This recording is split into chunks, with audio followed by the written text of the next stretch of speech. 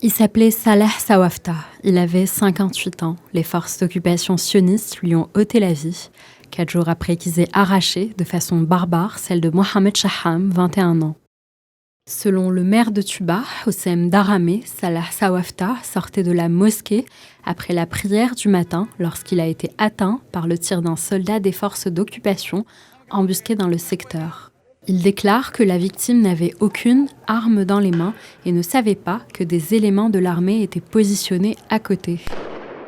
Les forces d'occupation ont mené la nuit passée et ce matin un énième raid dans la ville de Tuba, en Cisjordanie occupée, alourdissant leur bilan meurtrier. L'armée sioniste fait habituellement des incursions dans les villes et villages de la Cisjordanie pour effectuer des arrestations arbitraires de Palestiniens.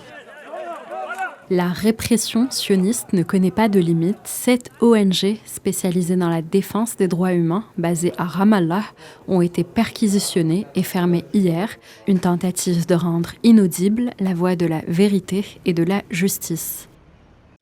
Cela fait partie de la campagne de l'occupation sioniste visant à faire taire la voix des institutions palestiniennes qui dénoncent les violations sionistes des droits des Palestiniens.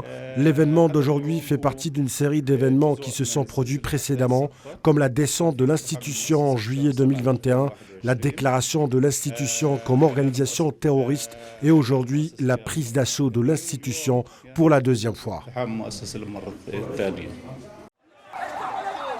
Alors que les négociations de paix entre l'entité sioniste et les Palestiniens sont au point mort depuis 2014, les forces sionistes ont intensifié leurs interventions en Cisjordanie occupée ces derniers mois avec des opérations meurtrières quasi quotidiennes.